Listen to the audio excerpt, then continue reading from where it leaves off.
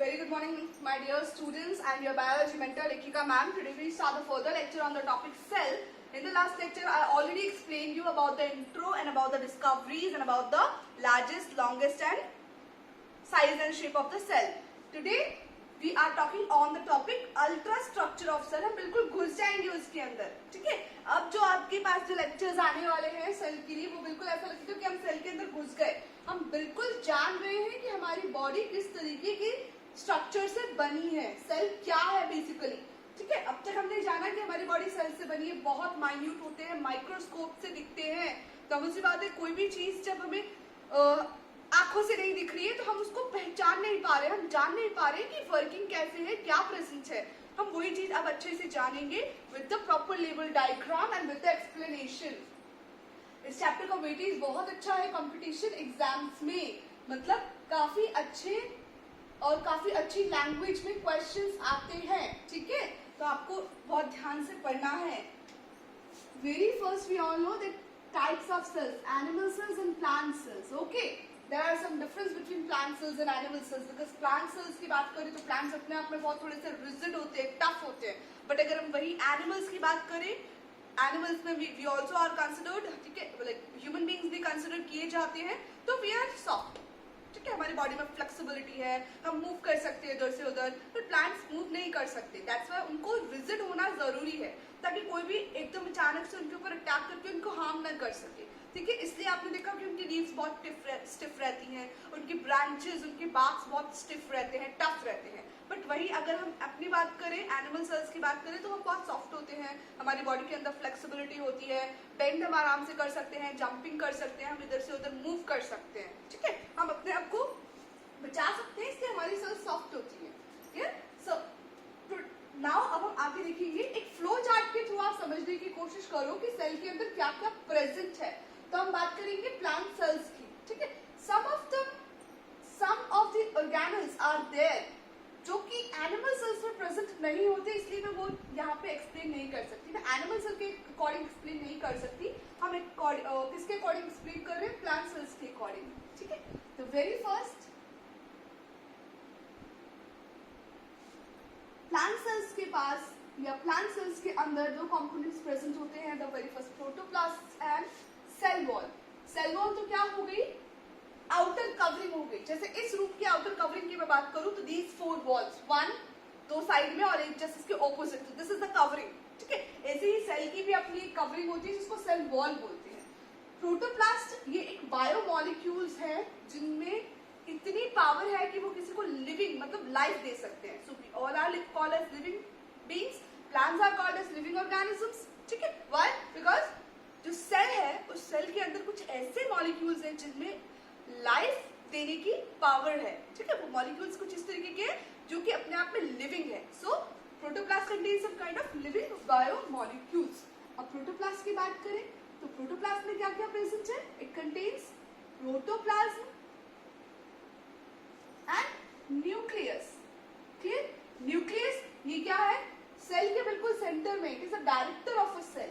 And protoplasm उसी का ही फर्दर मैट्रिक्स रीजन है, फाइन मैट्रिक्स रीजन है. अब प्रोटोप्लाज्म को फर्दर देखें तो प्रोटोप्लाज्म के पास में क्या क्या प्रेजेंट है? इट कंटेन्स साइटोप्लाज्म, ठीक है? न्यूक्लियस यहाँ प्रेजेंट है, यहाँ पर प्रोटोप्लाज्म के साथ plasma membrane. Because cell wall के जस्ट बाद प्लांट सेल्स के पास में एक और मेम्ब्रेन होती है which is called as plasma membrane. और उस प्लाज्मा मेम्ब्रेन के अंदर प्रोटोप्लाज्म एनक्लोज रहता है. प्रोटोप्लाज्म में न्यूक्लियस एंड साइटोप्लाज्म होते हैं. Nucleus is the director of a cell जो कि बिल्कुल सेंटर में पाया जाता है. एंड साइटोप्लाज्म ये भी एक मैट्रिक्स रीजन है. This is a matrix region, मतलब मैट्रिक्स इन द सेंस ये सॉल्वेंट फॉर्म में है. जिस तरीके से एलोवेरा के अंदर जेल पाया जाता है, कुछ इसी तरीके का स्ट्रक्चर होता है, जेली लाइक स्ट्रक्चर होता है ये. अब साइटोप्लाज्म के अंदर क्या क्या प्रेजेंट है वो भी देख लीजिए. Cytoplasm contains trophoplasm and hyaloplasm. Okay, so these are the matrix substances. Trophoplasm contains, very important question यहीं से बनकर आता है, it contains organelles and ergastic bodies. ठीक है, ergastic bodies मतलब non living bodies present inside the cell. Cell के अंदर कुछ ऐसे कंपोनेंट्स भी होते हैं जो कि नॉन लिविंग होते हैं, बट उनका इंपॉर्टेंस भी जरूरी है. तो दीज आर वैक्यूल्स, ग्रैन्यूल्स, ठीक है, माइक्रोट्यूब्यूल्स, माइक्रोफिलामेंट्स, ठीक है, ये सारे एर्गास्टिक बॉडीज में आते हैं. ऑर्गेनेल्स के अंदर मैं बात करूं, वेरी इंपॉर्टेंट क्वेश्चन इसी से बनकर आता है. It is also further divided into 3 सब पार्ट्स. दैट इज, एक तो हो गया सिंगल मेम्ब्रेनस, एक हो गया डबल मेम्ब्रेनस, और एक हो गया नो मेम्ब्रेन. ओके, ऐसे ऑर्गेनेल्स ट्रोफोप्लाज्म के अंदर प्रेजेंट होते हैं जिनमें some of them having only single membrane, single covering, some of them having double covering, and some of them having no covering at all, no membrane at all. Single membrane की बात करें तो it is lysosome and Golgi body and endoplasmic reticulum. Okay. Double membrane की बात करें तो this is mitochondria and plastid. No membrane की बात करें तो it is ribosome. I hope my dear आपको फुल ब्लैक बोर्ड अच्छे से दिख रहा होगा. Okay, yes, can visible. Okay, plant cells. Okay, this is the entire ultrastructure of cell. मतलब सेल के अंदर इस तरीके से सारी चीजें प्रेजेंट होती है. अब ये इधर थोड़ा ध्यान से देख लीजिए, मैं डायग्राम के थ्रू बता देती हूँ. मेम्ब्रेन अगर आपको नहीं समझ आ रहा हो तो ये पर्टिकुलर एक ऑर्गेनल है, ठीक है. ये मैंने माइटोकॉन्ड्रिया बनाया है. माइटोकॉन्ड्रिया में आपको नहीं समझ आएगा, मैं न्यूक्लियस के साथ आपको समझा देती हूँ. ये पर्टिकुलर हमारा न्यूक्लियस है, ठीक है. ये हमारा ऑर्गेनल है. अब इसके ऊपर एक लेयर, ये इसकी कवरिंग है. इस न्यूक्लियस को इसने क्या किया, पर्टिकुलर न्यूक्लियस मत बोलो, इस पर्टिकुलर ऑर्गेनल को इस ग्रीन कलर की लाइनिंग ने क्या कर रखा है, कवर कर रखा है. Okay, so this is single membrane. ऐसा ऑर्गेनल जो कवर्ड है ओनली वन लेयर से, सो this is single membrane. But अगर इसके ऊपर एक और, मैंने ब्लू कलर की लेयर्स, देखो ब्लू कलर से मैं डिनोट कर रही हूँ, एक और लेयर की कवरिंग है, एक और मेम्ब्रेन प्रेजेंट है. सो this is double membrane. Okay, and when, जब ये दोनों ही मेम्ब्रेन प्रेजेंट नहीं है, जब ये दोनों ही मेम्ब्रेन प्रेजेंट नहीं है तो इट मींस नो मेम्ब्रेन, कोई कवरिंग नहीं प्रेजेंट है. तो ribosome is in the case जिस ऐसा ऑर्गेनल जिसके ऊपर कोई कवरिंग नहीं है. Mitochondria and plastid double membrane layers present होती है, and lysosome, Golgi body and endoplasmic reticulum they only having single membrane layer. Okay dear, चलिए फर्दर अब हम डिस्क्राइब करते हैं प्लांट सेल्स और एनिमल सेल्स के बीच का डिफरेंस देख लेते हैं एक बार जरा सा. मैंने एक्सप्लेन तो कर दिया आपको, पर फिर भी मैं आपको लिख कर बता देती हूँ.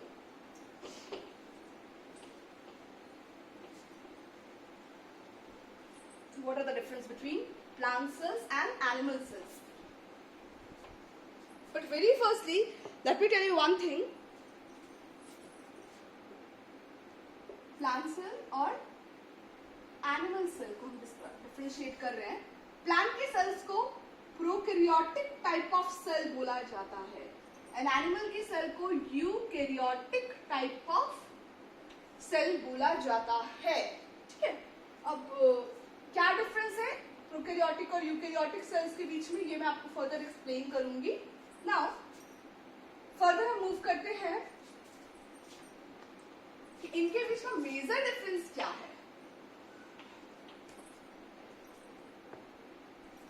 सी, प्लांट सेल वॉल नहीं प्रेजेंट है, सॉरी सेल वॉल प्रेजेंट है, एनिमल्स में सेल वॉल प्रेजेंट नहीं है, कोई कवरिंग नहीं होती. ठीक है, इसके बाद बात करें तो वैक्यूल, बिग, ठीक है, एक पर्टिकुलर वैक्यूल प्रेजेंट होते हैं. समटाइम्स एक से ज्यादा वैक्यूल भी प्रेजेंट होते हैं, बिग होते हैं. यहाँ पे वैक्यूल या तो बहुत ही ज्यादा मिनिमम नंबर्स में, स्मॉल, या फिर बिल्कुल ही प्रेजेंट नहीं होते हैं. ठीक है, तीसरा पॉइंट की बात करें तो प्लास्टिड प्रेजेंट होते हैं, बहुत सारे पिगमेंट्स प्रेजेंट होते हैं, ज़ैंथोफिल, क्रोमेटोफिल, क्लोरोफिल, बहुत सारे प्रेजेंट होते हैं, बट यहाँ पे बात करें तो यहाँ पे कोई भी प्रेजेंट नहीं होता plastid. Instead of that they contains melanin pigments, जिसकी वजह से हमें स्किनिश कलर मिलता है. ठीक है, चलिए फर्दर मूव करते हैं हम. अब हम अपने सेल के अंदर घुसने जा रहे हैं. That is the very first component we will describe about cell wall. हम बात करेंगे सेल वॉल के बारे में. ठीक है, चलिए. Cell wall discovered by Robert Hooke. Normal सी बात है, cell wall discovered by Robert Hooke. तो उन्होंने ही इसकी डिस्कवरी करी थी, क्योंकि उन्होंने इसकी आउटर कवरिंग देखी थी. इसका नाम उन्होंने रखा था कि सेल की वॉल है, so it is called as cell wall. क्या है ये? रिजिड या फिर प्रोटेक्टिव आउटर कवरिंग. क्या है ये? ये रिजिड प्रोटेक्टिव आउटर कवरिंग है. ये पर्टिकुलर सेल की सबसे आउटर कवरिंग होती है जो प्रोटेक्शन प्रोवाइड करती है, बहुत रिजिड होती है. ठीक है, चलिए नेक्स्ट हम देख लेते हैं इसकी थिकनेस. इसकी थिकनेस की मैं बात करूं तो it is about 0.1 to 10 mm. इसकी थिकनेस कुछ इतनी होती है. सेल वॉल की जो आउटर कवरिंग है उसकी थिकनेस समथिंग 0.1 to 10 mm रहती है. वैरी करती है ऑर्गन टू ऑर्गेनिज्म की बात करें. चलिए नेक्स्ट अब हम इसके फंक्शंस की बात कर लेते हैं. अच्छा, प्रेजेंस की मैं बात करूं कि ये कहाँ कहाँ प्रेजेंट है. सेल वॉल मेजॉरिटी में कहाँ प्रेजेंट होती है? सब में तो प्रेजेंट नहीं होती. तो present in plants, bacteria, fungi, protist. ठीक है, इन सब में प्रेजेंट होती है. फंक्शंस की मैं बात करूं तो फंक्शंस क्या है? To provide shape. ये शेप प्रोवाइड करता है, बिकॉज सेल वॉल की टेंडेंसी ये है कि बिल्कुल स्टिफ होती है. जैसे अगर मैं बात करूं रूम की, अगर ये रूम की हमारी वॉल्स है तो they can't be shrink, they can't be swollen. ये जैसी है वैसी की वैसी ही रहेगी, चाहे इस पर्टिकुलर रूम के अंदर हम कितनी भी एयर फिल कर लें, कितना भी वाटर फिल कर लें. सेम ऐसे ही सेल वॉल का काम है. कितना भी आप सेल के अंदर कितना भी वाटर चला जाए, कितना भी वाटर आउट हो जाए, इनटेकिंग एंड आउटगोइंग वाटर का कितना भी ऊपर, वो जो सेल वॉल है वो पर्टिकुलर वही शेप रखेगी, उसमें कोई भी चेंजेस नहीं आएंगे. So it provide shape. दूसरी बात करें तो इट प्रोवाइड मैकेनिकल सपोर्ट. इसकी वजह से प्लांट को या पर्टिकुलर जितने भी ऑर्गेनिजम्स हैं इनको एक मैकेनिकल सपोर्ट मिलता है. प्रोवाइडिंग स्ट्रेंथ प्रोवाइड करती है. ये स्टिफनेस प्रोवाइड करती है. Why? Because they are rigid. Cell wall is rigid. ठीक है, इसके बाद बात करें तो prevent from desiccation. Desiccation in the sense rupture होने से, खराब होने से बचाती है सेल वॉल. ठीक है, इसके बाद बात करें प्रिवेंट फ्रॉम डेसिकेशन. हाँ, can withstand in dilute surrounding. मतलब कितने भी डाइल्यूट सराउंडिंग में ये क्या रह सकती है? स्टैंड कर सकती है, मतलब रह सकती है. आपने कई बार देखा होगा एनिमल बॉडी को या ह्यूमन बॉडी को या बर्ड्स हो चाहे कोई भी हो, अगर हम उनको वाटर के अंदर पटक दें, वाटर के अंदर डाल दें, तो कुछ टाइम के बाद में बॉडी क्या हो जाती है? सड़ जाती है, डिजॉल्व हो जाएगी, सेल्स पूरी डिजॉल्व हो जाएंगी.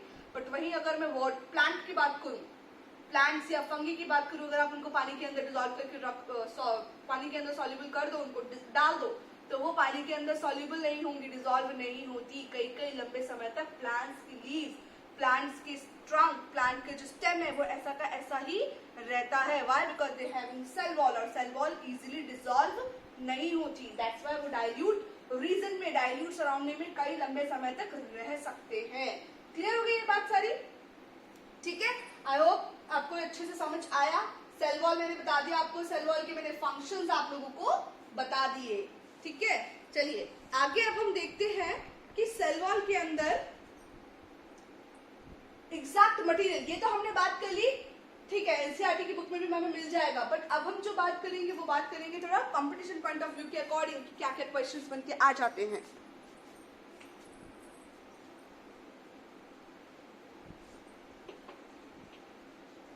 एनसीईआरटी में एक लाइन लिखी हुई है that cell wall contain cellulose, ठीक है, या cell wall is made up of cellulose, ठीक है, सही बात है कि सेल वॉल सेल्यूलोज की बनी हुई है, लेकिन सेल वॉल सिर्फ और सिर्फ सेल्यूलोज की नहीं बनी हुई है।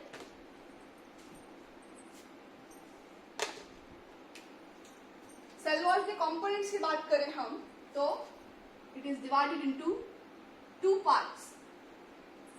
First one is matrix region and the other one is microfibrils region, ठीक है। मैट्रिक्स क्या है? It is a jelly like substance, jelly like बोलो, लिक्विड लाइक बोलो, ठीक है। मैट्रिक्स का मतलब क्या होता है? जहां भी कहीं मैट्रिक्स वर्ड आए यू कैन अंडरस्टैंड, आप समझ जाओ कि वाटर का प्रेजेंस है, ठीक है। माइक्रोफाइब्रिल्स की बात करें तो these are structural elements, structured elements, ठीक है। ये कुछ ऐसे एलिमेंट्स है जो क्या करेंगे, सेल को फर्दर स्ट्रक्चर प्रोवाइड करेंगे, सेल वॉल को उनका जो रिजिड स्ट्रक्चर है वो प्रोवाइड कर रहे हैं, ठीक है। चलिए नेक्स्ट हम देखते हैं इस मैट्रिक्स रीजन में क्या क्या प्रेजेंट है। Matrix reason containing water, it is about 30 to 60% water present होता है, ठीक है। इसके बाद बात करें हेमीसेल्यूलोज, पॉलीसैकेराइड्स यूनिट्स है, ये पॉलीमर ऑफ शुगर। हेमीसेल्यूलोज के अंदर क्या प्रेजेंट है? ये पॉलीमर ऑफ शुगर है, ठीक है। ये समथिंग 5 to 15% प्रेजेंट है इसके अंदर, सेल वॉल के मैट्रिक्स रीजन के अंदर। जो इसके भी कंटेंट की मैं बात करूं, ऐसे क्वेश्चंस आते नहीं है, वैसे 12th लेवल का हो गया, नीट लेवल का हो गया, बट फिर भी मैं आपको बता दूं तो it contains xylose, arabinose, mannose, galactose, ठीक है। ये कुछ कंपोनेंट्स हैं जो हेमीसेल्यूलोज के अंदर पाए जाते हैं। These all are polymers of sugar, polysaccharides बोलते हैं, पॉलीसैकेराइड्स यूनिट्स। इसके अलावा बात करें तो it contains lipids, protein and pectin, ठीक है। प्रोटीन की मैं बात करूं तो इट कंटेन्स 1 to 2%, लिपिड्स की मैं बात करूं तो it contains 0.3 to 5%, and pectin की मैं बात करूं तो इट कंटेन्स 2 to 3%। ये कुछ परसेंटेज है, परसेंटेज में भी वैरी, ठीक है। अब जब हम अलग अलग बुक्स लेते हैं और अलग अलग प्लांट्स को कंसिडर करेंगे तो ये थोड़ा सा वैरी कर सकता है, प्लांट टू प्लांट वैरी कर सकता है, ठीक है। किसी की सेल वॉल में पैक्टिन की प्रेजेंस डिपोजिशन ज्यादा होगी तो प्रोटीन की किसी में कम होगी, किसी में प्रोटीन की थोड़ी ज्यादा होगी और पैक्टिन की थोड़ी लिटिल बिट कम होगी, ठीक है। तो ये वैरी करेगा, but these are the components present in matrix region. कि सेल वॉल का जो लिक्विड, जो जेली लाइक रीजन है, जो मैट्रिक्स रीजन है, वो किससे बना है? वाटर से, हेमीसेल्यूलोज से, लिपिड, प्रोटीन्स एंड पैक्टिन से, ठीक है। बट अगर हम बात करेंगे माइक्रोफाइब्रिल्स की तो microfibrils itself divided into two parts, that is plants के अगर मैं बात करूं, इन प्लांट्स जो माइक्रोफाइब्रिल्स है वो बना है सेल्यूलोज का। बट अगर वही मैं बात करूं फंगी, इन फंगी तो microfibrils is made up of chitin. Microfibrils किसके बने हैं? काइटिन के बने हैं, ओके डियर।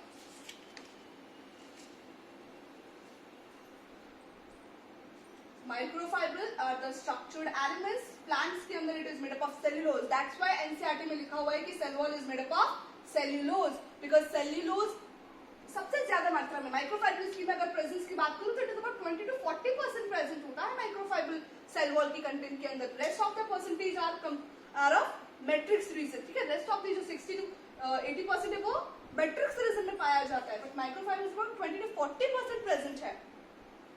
So, ये स्ट्रक्चर्ड एनिमल है बिकॉज़ सेल वॉल को स्ट्रक्चर प्रोवाइड कर रहे हैं। प्लांट्स के अंदर इट इज मेजॉरिटी में सबसे ज्यादा बने हैं सेल्यूलोज, एंड फंगी के अंदर बात करें तो वही cellulose, cellulose is not present chitin component, okay.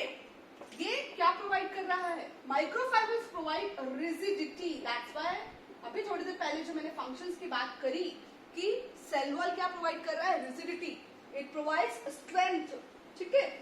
क्यों?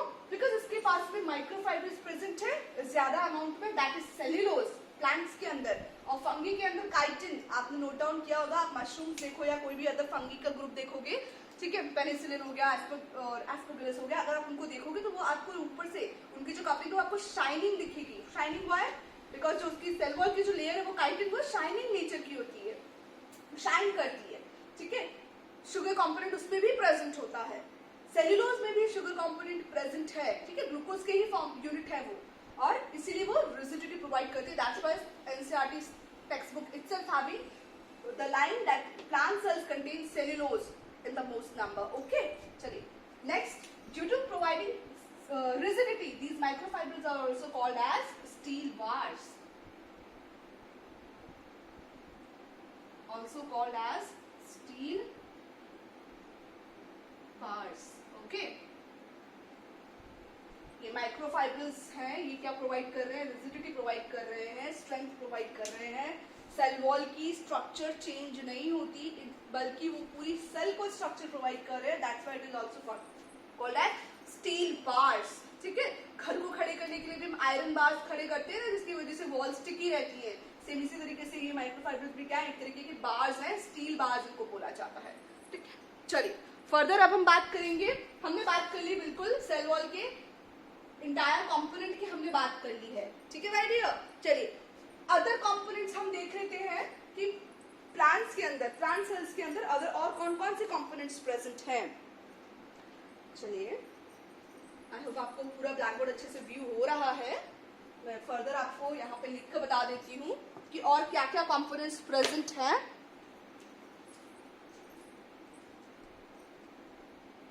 Some of the other components are also present. बेटा हर सेल की मैं बात नहीं करूंगी, जो मैं अदर कंपोनेंट्स की बात कर रही हूँ इट इज नॉट नेसेसरी कि वो सारे ही प्लांट में प्रेजेंट है। Some of the plants contain these kind of other components, ठीक है। चलिए the first one is, ये other components है। First one is lignin, second one is suberin, third one is cutin, ठीक है, fourth one is silica.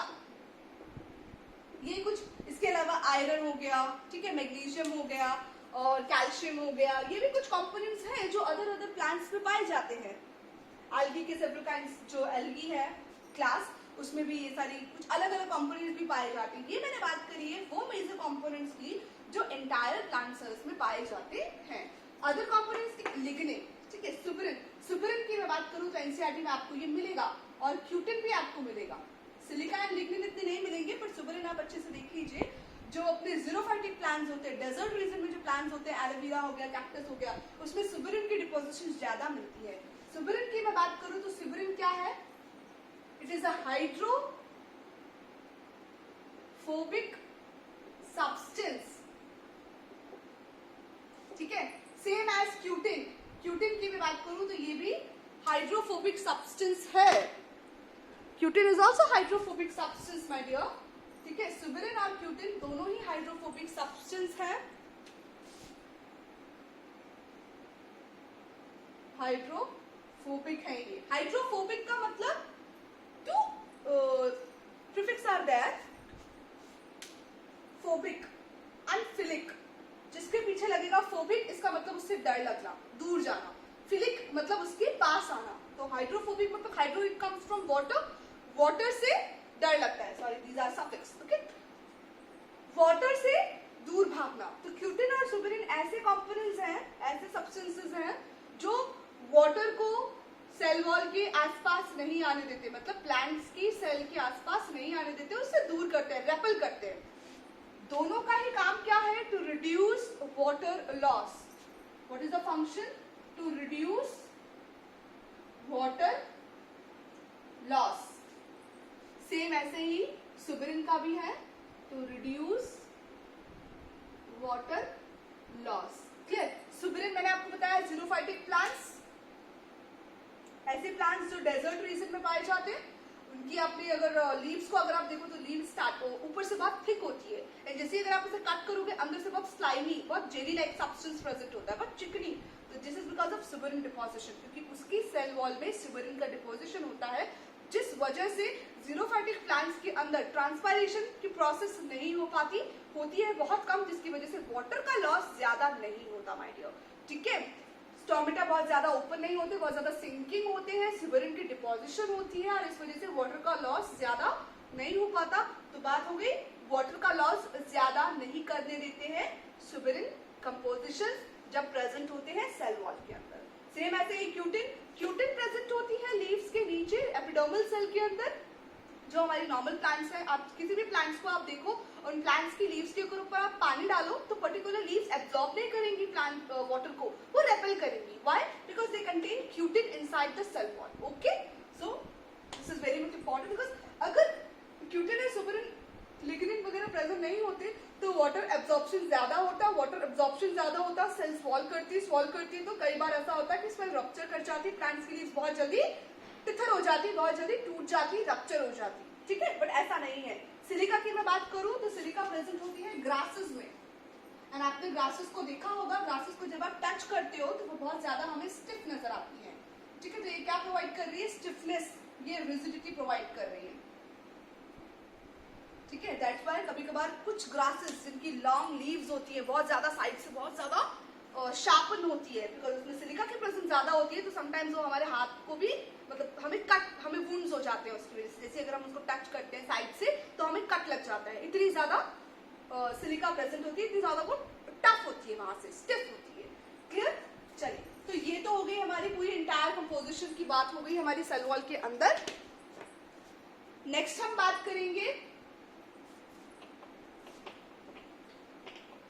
Layers in cell wall. I hope आपको ये चीज समझ आया होगा। इसमें अगर आपको कुछ भी प्रॉब्लम आ रही है बेटा, आप मुझे तुरंत मुझे कॉल कर सकते हैं, मुझे मैसेज कर सकते हैं। बस ऐसा नहीं है कि आप डाउट आ रहा है और आप मुझसे डाउट ना पूछो और कंफ्यूजन में रहो, ऐसा मत करना बच्चों। हर चीज को बिल्कुल डिटेल में आपको बताया जा रहा है। फिर भी कोई डाउट है आप जरूर पूछ सकते हैं। चलिए, नेक्स्ट हम बात करेंगे layers in cell wall. Layers in cell wall. Cell wall के अंदर 3 लेयर्स प्रेजेंट होती है। The first one is middle lamella, second one is primary cell wall, third one is secondary cell wall. ठीक है, अब सेल वॉल, भाई आप बच्चे सोच रहे होंगे कि मैम सेल वॉल ही बहुत है, अब सेल वॉल में लेयर्स कहाँ से आ गई? थोड़ा सा आप मेरी डायग्राम की तरफ ध्यान देना बेटो कि सेल वॉल में लेयर्स किस तरीके से प्रेजेंट है।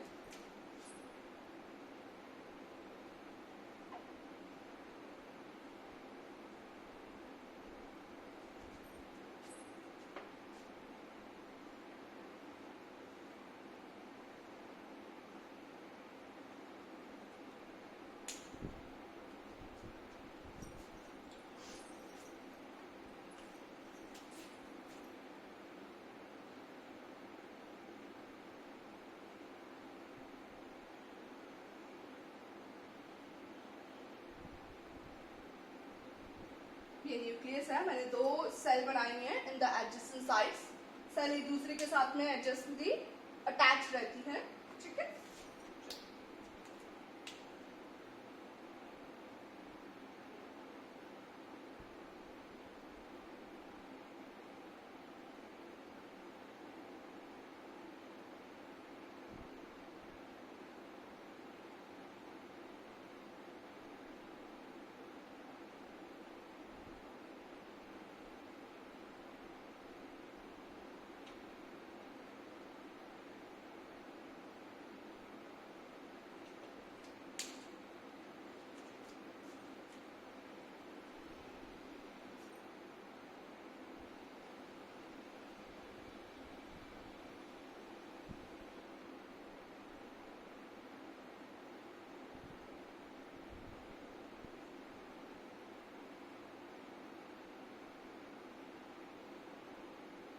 डायग्राम में आपको अच्छे से दिख रहा होगा कि मैं सम अदर डिफरेंट काइंड के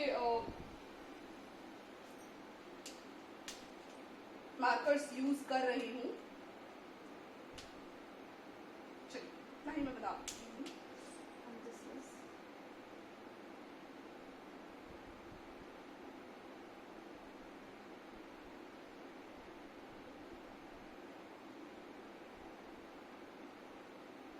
नाउ सी, अब ध्यान से देखो, 2 एडजेसेंट सेल्स हैं, एक दूसरे के साथ जुड़ी हुई हैं। ठीक है।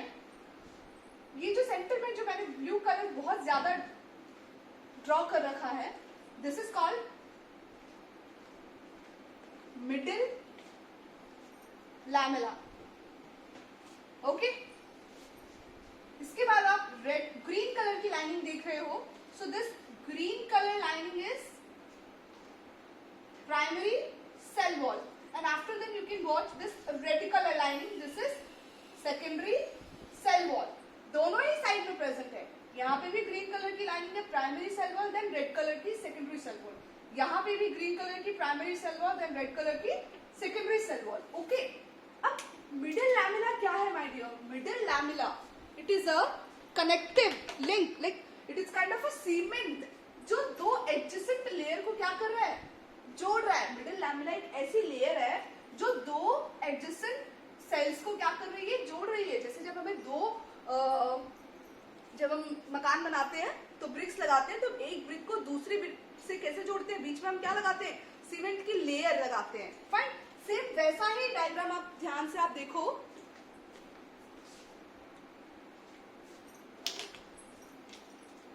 तो middle lamella it helps in adjoining the two adjacent sales.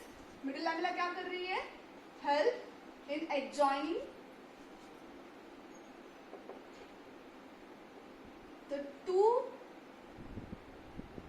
adjacent cells. Clear? Middle lamella see, ये अपने आप में एक थिकनिंग लेयर है जो दो अलग अलग सेल्स को आपस में जोड़ रही है, नॉट फ्रॉम दिस साइड। अगर यहाँ से कोई सेल निकल रही है तो वो यहाँ से और यहाँ से भी मिडिल लैमेला से जुड़ी होगी। अगर यहाँ पे फर्दर कोई सेल है तो वो यहाँ से जुड़ी होगी, फर्दर यहाँ पे, तो हर जगह मिडिल लैमेला प्रेजेंट है। और इसके बीच में स्पेस भी होता है, दो एडजेसेंट सेल्स के बीच में स्पेस भी होता है, which is called as plasmodesmata. वो अपन बाद में एक्सप्लेन करेंगे, अभी हम मर्ज नहीं करेंगे टॉपिक को। पहला हमने देख लिया middle lamella, it helps in adjoining the two adjacent cells. It is also called as cementing layer. इसको सीमेंटिंग लेयर भी बोला जाता है। And the very important thing is about, जहां से क्वेश्चन बन के आता है, इट इज दैट कि ये जो मिडिल लैमेला है इसका कंपोनेंट क्या है? ये किसकी बनी है? तो इट इज मेजॉरिटी में ये किसकी बनी हुई है? पैक्टेट्स की। इसमें पैक्टिन यूनिट प्रेजेंट है, पैक्टिन केमिकल प्रेजेंट है। पैक्टिन का काम क्या है ये भी मैं आपको बहुत समझाऊंगी। फर्दर हम ये पूरी जानने के बाद में आपको पता चलेगा कि ये पैक्टिन जो यूनिट है ये क्या काम करती है सेल में। प्लांट्स की सेल के अंदर ये पैक्टिन इतना ज्यादा प्रेजेंट क्यों है? पैक्टेट किसकी बनी है? ये मैग्नीशियम एंड कैल्शियम एंड, मत लिखो बड़ा confuse, magnesium pectate and calcium pectate, ये दो इसके मेजर कंपोनेंट्स हैं जिसकी वजह से मिडिल लैमेला बनी हुई है। So the question can be arise, middle lamella is made up of, 4 options लिखे होंगे, either magnesium pectate, either calcium pectate, दोनों ही सही है। ठीक है, समटाइम्स क्वेश्चन आता है मैग्नीशियम या कैल्शियम पैक्टेट नहीं लिखा होगा, ऑप्शन में लिखा होगा ओनली पैक्टेट या फिर पैक्टिन, तो दोनों ही आंसर करेक्ट है। ठीक है, आपको क्या आपको किस पॉइंट पर टिक लगाना है? पैक्टेट यूनिट आपको देखनी है। अगर पैक्टेट या पैक्टिन या इन चारों में से कोई भी एक चीज लिखी है, that is the correct one, इसके अलावा कुछ सही नहीं है। तो middle lamella joining the two adjacent cells, also called as cementing layer, and it is made up of pactate unit, pactate composition, pactate unit, magnesium pactate और calcium pactate. Okay, चलिए further देखते हैं। अब हम ये हमने जान लिया, अब हम प्राइमरी सेल वॉल देखते हैं। जो ग्रीन कलर की मैंने जो बना रखी है बेटा, ये चीज ध्यान रखनी है, प्लांट सेल्स के अंदर दो मेम्ब्रेन होती है, सेल वॉल और सेल मेम्ब्रेन। मैंने अभी सेल मेम्ब्रेन बिल्कुल नहीं बनाई है, ये जो एंटायर जो लेयर आपको दिख रही है ये पूरी की पूरी सेल वॉल ही है।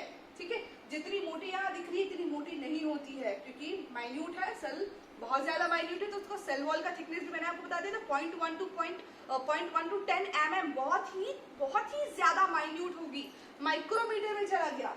तो ये तीन मेम्ब्रेन बहुत ही उस पर्टिकुलर एंटायर सेल वॉल के अंदर ये तीनों मेम्ब्रेन एम्बेडेड रहती है। ठीक है, अब प्राइमरी सेल वॉल की बात करते हैं। तो प्राइमरी सेल का कंपोजिशन क्या है, ध्यान से देख लो बच्चों।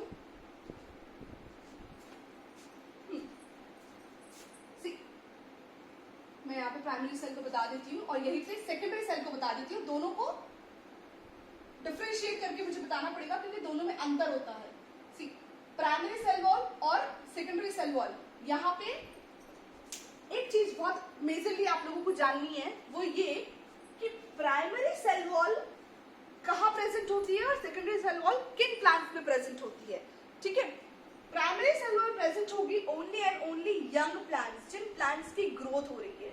ठीक है, जिन प्लांट्स की ग्रोथ हो रही है, जब प्लांट्स सीड जर्मिनेट कर रहा है तो स्टेम कैसी होती है, बहुत सॉफ्ट होती है। ठीक है, उसकी स्टेम बहुत टेंडर होती है, धीरे धीरे वो और इतनी हाइट में हो गया, ठीक है 5 फीट तक पहुंच गया। स्टेम कैसी है, टेंडर है, बहुत सॉफ्ट है, ग्रीन कलर की जब तक स्टेम दिखती है तब तक उसमें प्राइमरी सेल वॉल है।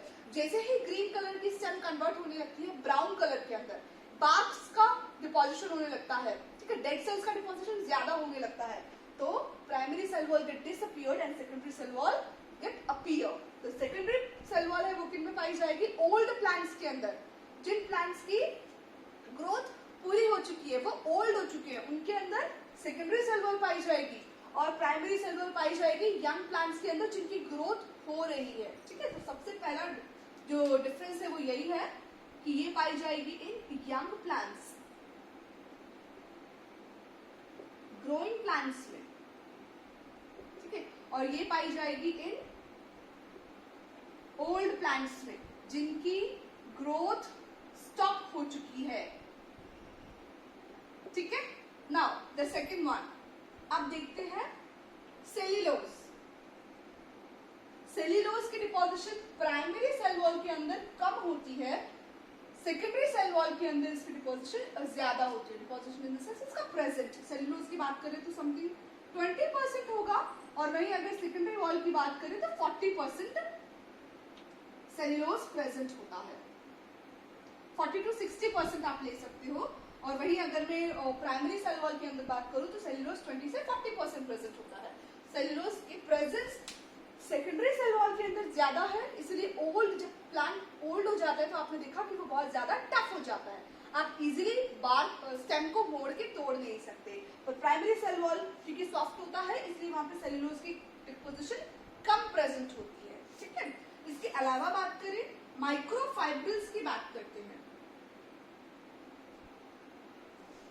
यहाँ पे भी माइक्रोफाइब्रिल्स की बात करते हैं।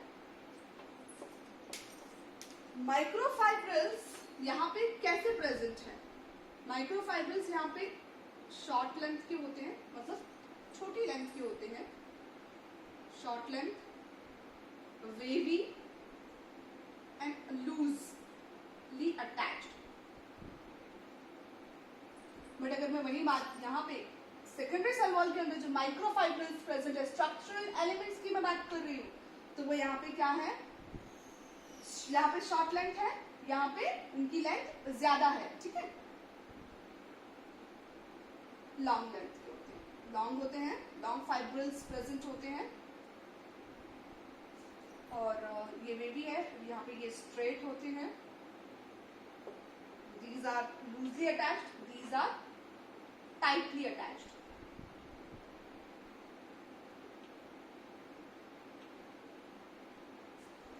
ठीक है, नेक्स्ट कंपोनेंट की बात, बेटा मैं इसको अभी एक्सप्लेन करूंगी डायग्राम बना के, सिर्फ एक बार पहले देख लीजिए। माइक्रोफाइब्रिल्स के अलावा अगर मैं बात करूं तो इनकी इन प्राइमरी सेल वॉल पेक्टिन की डिपोजिशन ज्यादा होगी, और वहीं लिग्निन की डिपोजिशन बिल्कुल नहीं होगी।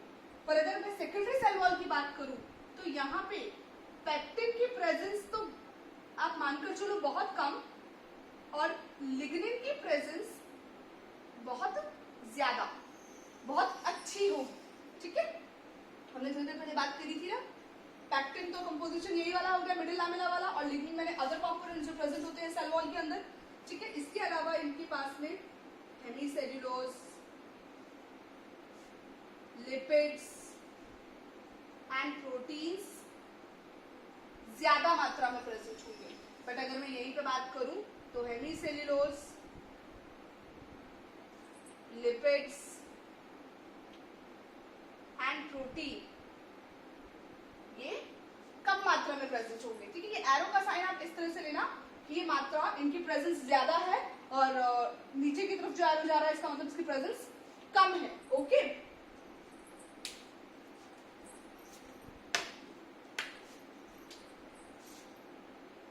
the difference between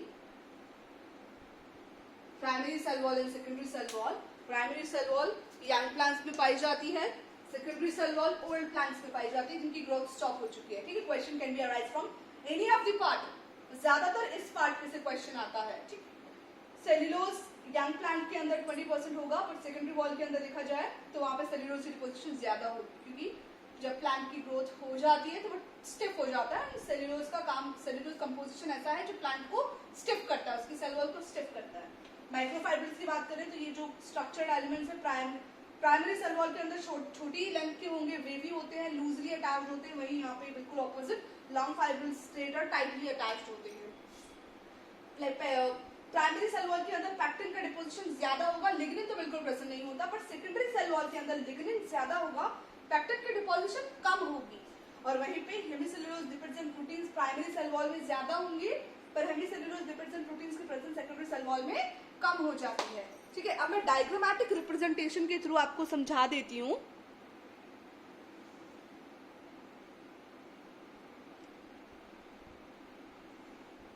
चलिए, अब मैं आपको डायग्रामेटिक रिप्रेजेंटेशन के थ्रू समझा देती हूँ कि माइक्रोफाइब्रिल्स किस तरीके से प्राइमरी सेल वॉल और सेकेंडरी सेल वॉल में किस तरीके से डिफरेंशिएट करते हैं. तो ये तो आपने नोट डाउन कर लिया माय डियर. आई होप आपको पूरा ब्लैक बोर्ड अच्छे से व्यू हो रहा होगा. ओके, चलिए, so now see the diagram.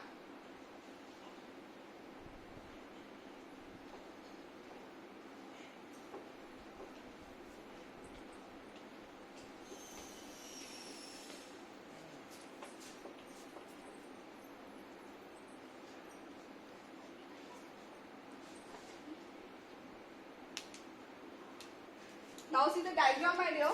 He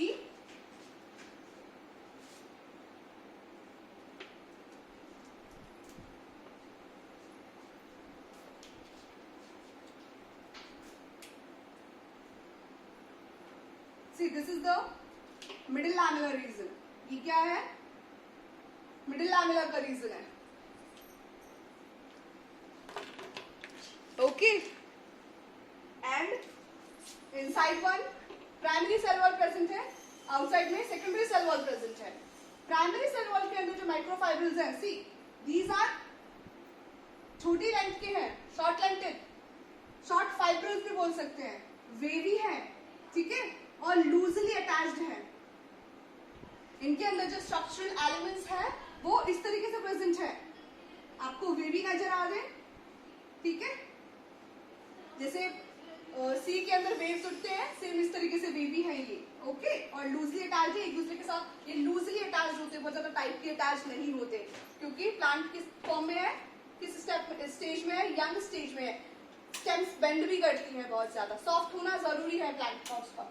और सेकेंडरी सेल वॉल की मैं बात करूं तो वहां पे जो फाइब्रिल्स है, सी लॉन्ग फाइब्रिल्स है, एक दूसरे से बहुत ज्यादा क्लोजली अटैच्ड है, और ये वेवी नहीं है, ये स्ट्रेट है. क्लियर बात? तो कुछ इस तरीके का डिफरेंस प्रेजेंस होता है microfibrils which is present inside the primary cell wall and secondary cell wall.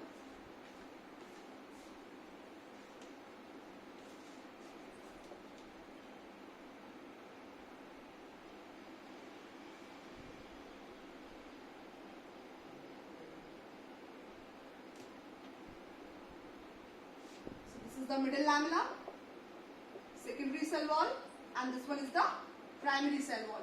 ये डिफरेंस शो किया है मैंने आपको माइक्रोफाइब्रिल्स का. ओके, चलिए, सो यहाँ पे टॉपिक कंप्लीट करते हैं हम. एक पैक्टिन की प्रेजेंस का मैं आपको रीजन बता दूं कि जहाँ जिस भी प्लांट के कंपोनेंट के अंदर पैक्टेट प्रेजेंट है तो वो क्या प्रोवाइड करेगा? फ्लेक्सिबिलिटी प्रोवाइड करेगा. ओके, दैट्स व्हाई प्लांट्स में फ्लेक्सिबिलिटी दिखाई देती है due to the presence of the pectate unit. Clear? चलिए, तो अब इसमें कोई भी आपको डाउट हो आप मुझे मैसेज जरूर करना बच्चों. फर्दर हम इसके आगे बात करेंगे इन द नेक्स्ट लेक्चर.